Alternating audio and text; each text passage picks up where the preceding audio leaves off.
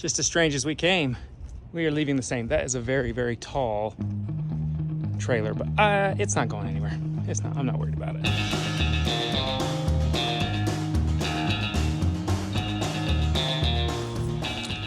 Okay, I am in the back of Lowe's picking up what is next on our list for the shop floor. All those stacks right there, that's all coming to me. That is foam for us to put underneath our garage floor so that we can put the radiant floor on top of it. Now, if you saw my radiant floor videos on the house, you saw that we did the exact same thing. And I'm purchasing it from Lowe's, not because they're different than Home Depot or anything, but I have an account at Lowe's, which you can go set up. This is not sponsored by Lowe's in any way, but this is how I saved $1,000. I was going to purchase this through my local lumber supply company because they can get it for me. They'll even deliver it for me, but the price was about 55 bucks a board, which was the same price here. The difference was because I had a My Lowe's account or a Pros account that I set up. They give you the bulk pricing discount. It took a full $1,000 off the price. So that to me was worth buying it at a box store. I think if you did it at Home Depot, you'd probably see a similar savings. That is a good tip that you can have, is that sometimes purchasing through some of the box store bulk programs, like I'm gonna buy it through them, then I'm gonna pay that completely off so that it's just $1,000 in my pocket. That is worth a little bit of runaround. I know some things aren't worth the runaround, but that one's worth it. $1,000, come on.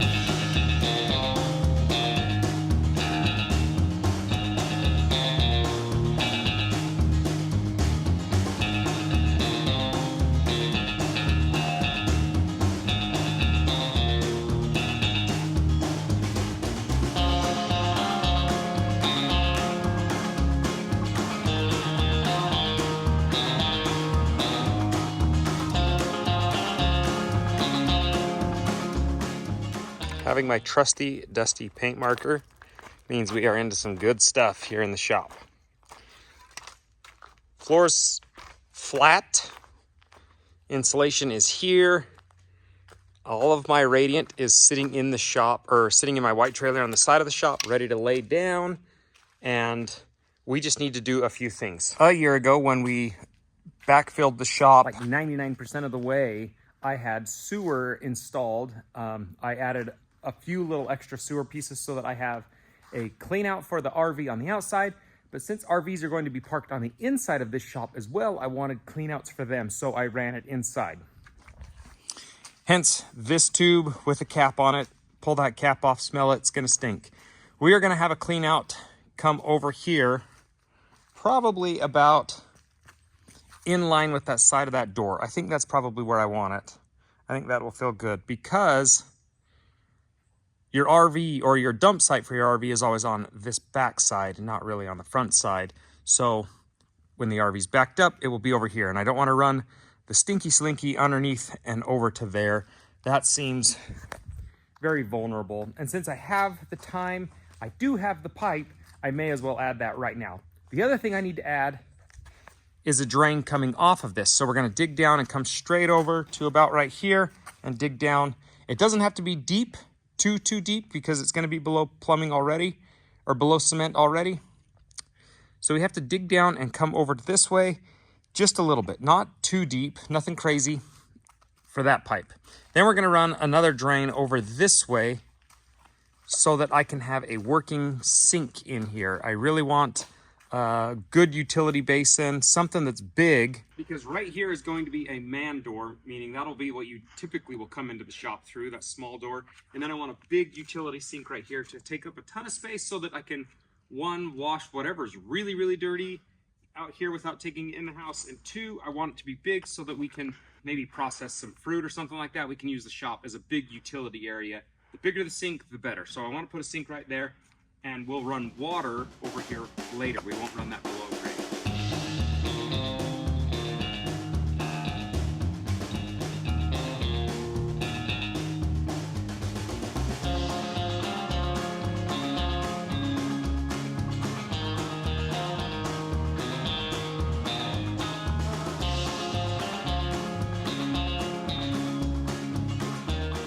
We're gonna come up off the stub, that pole we already saw in the ground. We'll come over, and then we'll go over to where the sink is going to be. And we're gonna go off this way to the toilet, and come over to the toilet, and then a drain and a vent.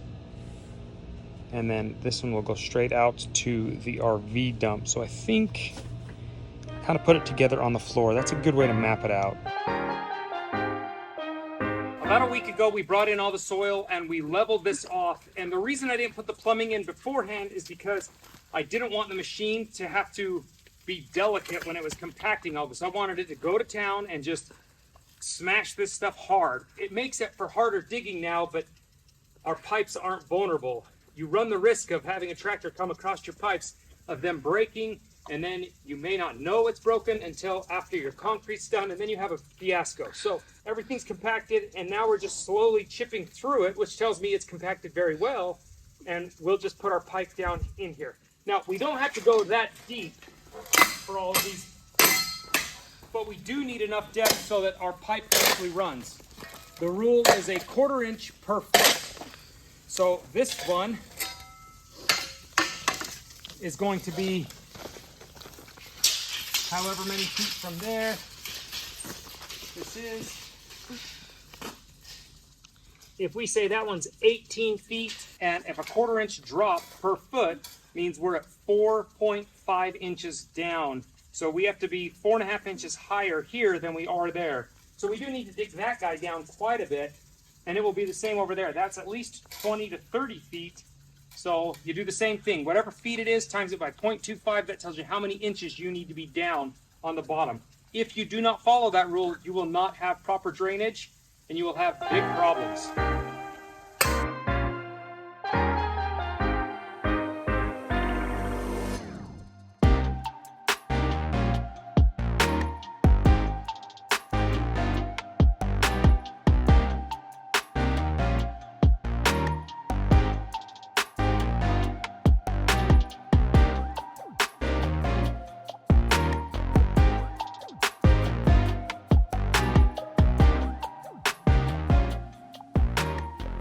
Well, I definitely feel exhausted.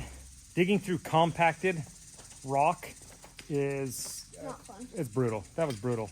But it went pretty fast, considering how much linear feet we actually dug.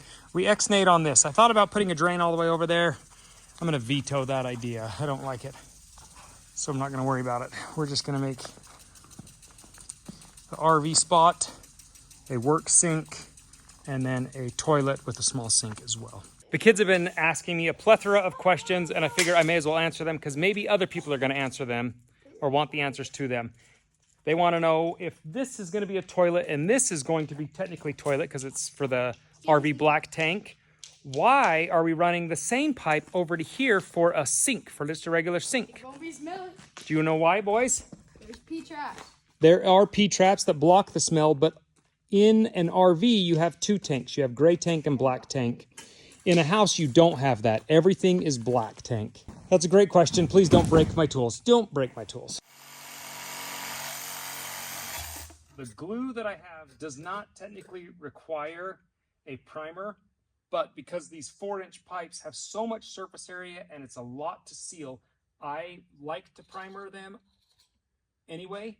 And depending on what your local code is, sometimes local code says you have to primer regardless, mostly so that an inspector can identify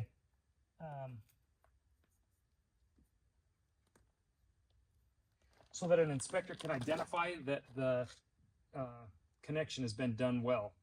So primer is something you can just kind of always see, but primer does get the primer gets the heating process started. And so that's why I think it's crucial on these bigger ones. When you're gluing PVC, you're not really just bonding the pieces with like Elmer's glue or whatever. You're actually creating a chemical reaction that welds these two pieces together. Wow. It gets so hot. That's why this glue is very, very potent. So glue does two things. Obviously, it creates the bond that you need. But the second thing is it creates your lubricant to help these pieces fit over each other. If not, they won't go on far enough. Now that we've got that glued on, we want to kind of rotate it a little bit, help that glue seat everywhere, and then we'll go straight out. looks really good. You definitely want to hold some pressure on that as much as possible too, because these big fittings want to push their way back off. So now we can start working our way this way. I think I'm going to do this line first, and you can tell we need to dig that down just a little bit.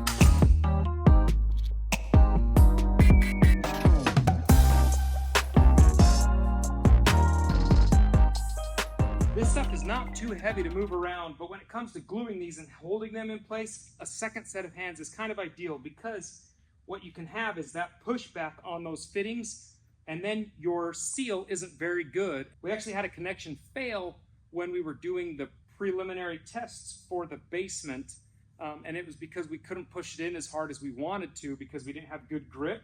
So that's why I wanted a second set of hands here, so Olivia can be at the other end of that, and we can lube this up and push it in as hard as we can and hold it there so it's a good tight fit. Go ahead, push it and kind of twist it a little bit. Yep, there we go. Whenever you glue your fittings, you want to twist it just a little bit. It helps kind of seat it, and it helps disperse that glue all the way around.